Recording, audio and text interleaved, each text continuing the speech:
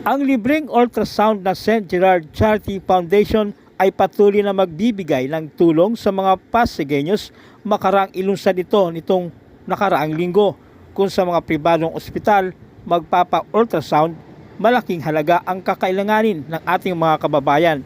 Kaya't napakalaking ginhawa na mayroong libreng ultrasound sa medical mission na hatid ni Kuya Cory at Ate Sara. Madaling lapitan at handang tumulong sa mga nangangailangan. Ilan lamang sina Nanay Belinda at Tatay Anton sa mga nakaranas ng mabilis, maayos at bukas sa lahat na taga-Pasig na mabigyan ng libreng serbisyo. Dahil kay Ate Sara, alaga ka. Morning po. Kumusta naman po yung pagpa-ultrasound niyo? Ay, okay naman po. Bali, Friday daw ang resulta. Eh, sinabihan na ako ni Doc na ang resulta, medyo negative yung yung sa Liver. Liver naman pa yung sakit. Oo, dahil dating umiinom din. Kala, yun na naging May nais ka bang pasalamatan? Ay, maraming salamat po kay na Ate Sara at kay Kuya Carly sa medical mission na ginagawa nila sa mga Pasigueños. Hindi lang sa Pasig, kundi sa ibang lugar din malamang. Malaking bagay pa sa mga nangangailangan. Pangalan po nila? Anton po, Anton. Okay, salamat po. May galing kanina. Sa ultrasound po. Oo, anong meron? Kasi masakit yung aking balakang eh. Aha. Masakit ng balakang ko eh. Salamat ako sa Panginoon na walang problema. Walang problema kidney ko. Oo, Kaya okay. thank you Lord. Oo. Gusto mo pang magpasalamat? Pa, Gusto mo pang magpasalamat po? salamat sa medical mission ngayon na talagang nakatulong sa akin. Oo, tapos ngayon, saan naman po kayo tutungo? Sa mata naman po. Bakit naman po? Mata. Kasi nagluluha yung mata ko. Gusto ko kasi dapat doon ako sa hospital lang Pasig City. Damak ko daw lang pamasakit. Ay, buti rito, libre pa rin. Titig to believe, walking distance lang ako rito. Oo. Kaya gano'n. Ang pangalan po nila, ma'am? Belenta par po. Salamat po. Itong ginagawa namin ito ay baka may layunin lang si Lord na gamitin kami sapagkat maraming mga nasa infrastructure project kami, marami na kaming napagawang hospital sa buong Pilipinas, napakarami na namin nagawang housing sa buong Pilipinas, napakaraming eskwelahan na nagawa namin sa buong Pilipinas, napakaraming multi-level, tulay, kalsada, project na nagawa namin sa Pilipinas. Baka nais lang ni Lord na kami ay tinatawag dito sa dito klase ng bagay sapagkat bukod sa may skilled experience na kami sa lahat ng uri ng infrastructure, ay naranasan pa namin ang ganitong klase ng bagay. For example, dati kaming walang bahay. Dati kaming squatters nung nagsama kami mag-asawa para kaming NPA, no permanent address. Dama namin ang taong walang tahanan. Kung ano ang pakaramdam ng isang taong walang bahay. Dama rin namin ang tulad ko na kung paano po ang kahalaga ng eskwelahan, ng school, education, sapagkat dati po ay paaral lang po ako ng pare. Lahat po ng mga kapatid ko hindi man lang makapagtapos po ng high school. So naramdaman ko at nakita namin ang kahalaga ng education. Ganun din po sa hospital, namatayin po kami ng kapatid, namatayin po ako ng kapatid. Noong panahon po na yun, kami mag-asawa, wala po kami magawang tulong. Dahil hirap na hirap kami sa buhay. How coincidence naman na ngayon, gumagawa kami ng napakaraming hospital sa buong Pilipinas. Baka mamaya gusto lang kaming gamitin ni Lord na yung aming karanasan bilang kung ano ang kawalan namin before at saka kung ano ang damdamin namin bilang isang Pinoy na mahirap at tubala at saka kung ano naman ang meron ngayon na talagang ginagawa namin yung paggawa ng iba't ibang uri ng infrastructure na ito, ay baka mamaya gusto lang gamitin ni Lord para sa mabuting gawain dito sa lugar natin. Sir, kamusta naman po yung medical mission today? May mga bagong services po ba tayo na implementa? Yes, dito sa medical mission natin, actually yesterday, nag-pilot testing tayo. Nagbaba tayo ng libreng ultrasound. So yun yung ultrasound sa throat, yung full abdominal ultrasound. So kung may mga request sa mga doctors nila, meron na tayong i-offer na ultrasound. So ngayon, ang daming nasa medical mission natin ngayon dito sa Manggahan. Pangalawang baba na natin dito sa town proper naman. Nakakatuwa na talagang pinuntahan tayo ng mga taga-Manggahan. Ate Sara, alam naman natin, nasa simpleng buhay lang kayo. Bakit gusto nyo pasukin itong mundo ng politika na alam naman natin napakagulo? Syempre kasi anong tawag dito, kaya natin pinasok to. Every day may pumupunta sa office namin na mga nagre-request, humihingi ng financial na tulong. Syempre yung reach natin, hindi ganun kalawak. So ngayon, sa pamamagitan ng ano natin na makapagtulong tayo na sa Medical lahat mission. ng Pasigueños. Baka nais lang po kami gamitin ni Lord sa isang mas napakalawak na paraan ng pagtulong dahil una baka hindi pa sapat ang malit namin na itutulong. Baka ito ang paraan para lalong lawakan pa o makagawa kami ng mas malawak na paraan na pagtulong. Ate Sara, tuloy-tuloy pa rin po ba itong kasi nasa 29 na po ba? 30 na. Basta 30 na tayo yata eh. Actually, hindi kasi yung ibang barangay parang nagsama. Like yesterday, Santa Rosa, sinamahan ng may mga taga-Sumilang. Yung Kapasigan kasama San Jose. So parang nabuo natin yung 30. Ito, pangalawang baba na natin dito.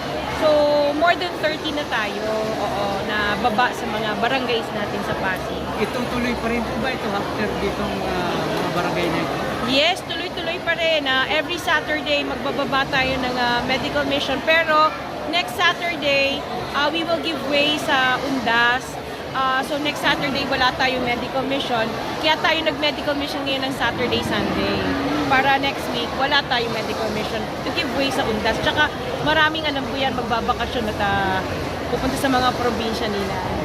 At sa Undas din po nga pala, maglalagay po kami ng pagtatong tent sa bawat semeteryo, kaya ng Pasig Catholic Cemetery, Barak Cemetery, Santolan Cemetery. Nandun po yung mga tao namin, may friends po kami doon na Ate Sara, Kaya Diz. Lapit lang po kayo doon, namimigay po kami ng kandila. Libre po yun. Medical para sa mga high blood o ano pang klaseng bagay. Tsaka alam ko, parang 2 to 3 days prior to Undas, maglalagay na kami ng tent para kung sino gusto magpa-linis or magpapintura na nicho nila, free na yun sa amin. Pero, Huwag lang yung musileo. pero sinigurado namin na Laki sana nun. ang mapagbibigyan na namin po yung mga apartment lang, Yes. kasi sigurado mga kapos sa buhay po ang mga nagmamayari nun, at saka yung mga parang puntod lang. Pag Mosileo po, ay hindi po namin, syempre, mga mayayaman po yun. So, yung kapos lang po sa buhay ang tutulungan namin na libre ang kapintura, nabigyan na natin ng hanap buhay. Yung mga sumasideline doon, nakatulong po tayo sa tao na walang pera, pumunta para dumalaw sa kanilang mga yumao. Nakalibre pa sila. Pamasahin na lang nila pa uwi yun. Abangan din kami ng mga kids dyan. May konting regalo for Halloween si Ate Sara at si Kuya Curly para sa inyo. Ate Sara, Sa lahat ng mga sementeryo kung saan nandun yung ano namin. kumusta naman po yung kusina ni Ate Sara? Umiikot po. Ay, nakakatuwa ang kusina ni Ate Sara. Umiikot siya. Nakakarating siya sa mga iba-ibang schools.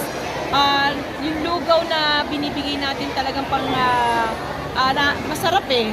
Paulit minsan sa Pineda kami, umikot yung mga tao eh. Kulang pa yung ano Anli Lugaw. Anli Lugaw. Anlilugaw. May mga nagtatanong po, hindi na ba pwedeng sopas naman minsan? O pwede Pwede rin. rin. Kaya lang kasi pag sopas, yung pasta niya, hinihigop yung sabaw. Hinihigop ang sabaw. Natutuyo. Yes, Kagaya. oo, sila sisip-sip siya sa natutuyo. Tapos lalagay nila ng tubig, edi mawawalan ng lasa. So, yung lugaw kasi at least ano siya. Pero may kami, may tawag doon, yung naka-styro ba yun? At pagkain din, namimigay din po kami. Hotdog at itlog po yun. Or top silog, o di kaya long silog, lahat ng log. Meron, may ibang klaseng log. Yan yung ano natin, susunod na Ma'am, may program. project po ba tayo para sa mga public utility vehicle na magbiyahe dito sa Pasig? Sa mga susunod po na mga panahon, yung coaster po namin, papagamit po namin mula sa sitio ng Pasig, papunta po sa Bridgetown. Kasi nakita namin na yung mga taga-Pasig na gusto pumunta ng Bridgetown, parang nahihirapan doon sila dahil naman ng pamasahe papunta doon. So instead, mula sa sitio ng Pasig, ihahatid namin kayo sa Bridgetown Free. ng libre po sa Yes. sakay sa mga gustong pumunta. Yung nitong mga nagdang araw po, talagang may mga ilang barangay dito sa Pasig City na nagbigyan po ng problema dahil sa bagyong Francine. Bukod po ba sa relief efforts na inyong binigay, meron na po ba kayong mga initial plan or program para maiwasan pa yung mga pinsala nito? As of now, kasi wala naman kami talagang beyond our control na yung Ayan. kung tumulong para sa baka. Siyempre, may expertise tayo dyan. Bilang sa construction company tayo, may expertise tayo sa flood control. But unfortunately, our hands are tied ngayon. Hindi namin pa pwedeng galawin yan. Hindi namin pagpakialaman. Oo. Siguro ang kaya lang namin na gawin sa mga bawat barangays is tumulong sa paglinis ng kanilang kanal. Which is talagang Papasok po tayo sa upland kalinisan po. So lahat po ng mga hawa, para po yung mga bara ng kanal ninyo, ano po mga klaseng basura sa kanal ninyo, tutulong po kami sa inyo para linisin ito. At magdadala din po kami ng mga lalagyan ng mga basura nyo. Yes. Ng ang tawag doon, parang recycling. Kumbaga, ang gagawin natin is, Bin. ang gagawin natin na hindi lang ilang piraso ang bubuksan natin ng mga drainage, lahat na yun yung para malinis lahat hanggang dulo. Kasi kung partial lang, talaga hindi mawawala yung bara dyan. Kung ano ang cost ng pagbara, tutuloy-tuloy po natin yon hanggang matanggal natin at maduglag natin yung talagang sanhi ng bara. Yes. Hindi yung kalat lang dito, kundi dire-diretso natin yan hanggang makatagos ang tubig para umagos po ng maayos ang tubig. Last part na lang po, ma'am and kuya. Nung nanggaling po kami sa palengke, pinag-uusapan na po kayo sa palengke ngayon. Ano po masasabi nyo ngayon? Nakakatuwa kasi very warm naman ang welcome dun sa amin sa palengke. Lalo na yung mga vendors dun, no? So, na-accommodate naman kami ng buong team. Umikot kami sa palengke. Yun, masaya naman. Alright. Yung mga, Mensahe na lang po. yung mga pinapagawa pong yung Ano? Sige, kaya mo yan, kaya mo yan. Kaya mo yan. yung Waiting shed? waiting shed. Sa ngayon po, hindi pa kami nag-umpisa ng paggawa ng waiting shed. Iniipon pa namin. Pag nagkaroon po kami ng 50 na mga magpapagawa ng waiting shed, ay pagsasabay-sabayin po namin lahat ito at gagawa kami ng sulat para kay Mayor. Para sa ganun po ay hindi po makatanggi si Mayor sa dami ng mga nagre-request. Hindi na po siguro niya matatanggihan yun, kundi papayag na lang po siya na makomply po natin ng building permit. Sapagkat donasyon po namin para ito ni Mayor sa lahat ng mga toda sa Pasig. Pag sinabi po Ate Sara na medical mission, hindi, parang pag sinabing medical mission, Ate Sara, Kuya Carly, ano kung masabi mo? Ay, masaya kasi talagang yun naman yung goal natin na magampanan natin yung para sa health, no, na kaya kung nakikita nila kami, bigla naiisip nila, ay, kadugtong doon is the medical mission. Maraming salamat po at alis alam namin yung serbisyo namin talagang nakakarating sa bawat Pasigueño na pumupunta dito at na-associate kami sa medical mission namin. Alis alam nila na talagang kung saan pwedeng kumuha ng libreng check-up, libreng gamot, kung saan ang libre lahat ng serbisyo hanggang sa pagkain. Kuya Carly, ano masabi po tungkol doon sa sinabing medical mission? Kayo po na...